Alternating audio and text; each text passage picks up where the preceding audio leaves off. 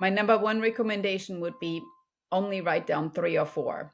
So don't get me wrong, I have to-do lists everywhere. Yeah. But what I really plan on the day off are 3 things. So I don't even start my day with this 25 long list of things and then at the end of the day beat myself up for only Right. doing, 3 or 4 Yeah. because I mean we are only human, right? So Yeah. I think about this as I set myself up for success when I plan my day. And Mm. also, that ties in with my second biggest recommendation. You have to be really intentional. So, Yes. when I coach, I'm not looking at my cell phone in between. I'm not answering emails. I'm not being like distracted with all different kind of things. I close the door to my office and create a physical boundary because I'm here with you. But Yeah. secondly, I create another boundary, which is really I'm intently listening and I'm Mm. really fully immersing myself into my client or when I teach in the classroom, into my students. Yep. And I think that is so important that you think about your day as these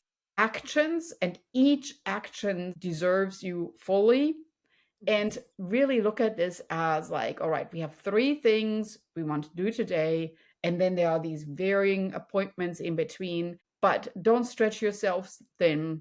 There's no Yeah. such thing as multitasking. Really Right. think about if you do those 3 things at the end of the day, give yourself a high five for completing it. But you know that you gave your all to each of those elements. And that is so important because you want to show up fully and not feeling completely scattered, right? I love it. Yes. Oh my God. I agree 100%.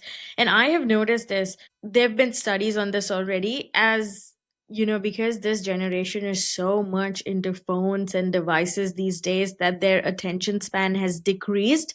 It's even more lesser than 7 seconds now. And I agree, Christian. I love your suggestion about being present and just giving your 100% in that one thing that you're doing from that list. And I feel like a lot of people lack that today. I hate it when I'm on a call, everyone's there, even if it's especially a remote setup. You have to be there because you're not in a room.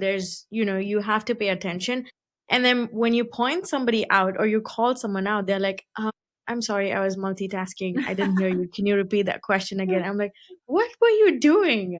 This is just a 30-minute call. And I get that. Yes, I agree. As adults, we have a lot of things on our plate, but just being present, fully intentional on one thing, it just creates a whole lot of difference. And I feel like in today's world where everyone's just scrolling up, scrolling down, left, right, I feel like when you see a person in front of you or in a meeting or in a group or at an event, when someone's just paying attention to what you're saying, that boosts your confidence too. And it shows that the other person is a great listener. And I really value one of those traits in people. How good are you at listening? And not just to me, but anybody. Because there's so many, like, you build stronger relationships when you're a good listener. And that I agree to your point 100%, Christian.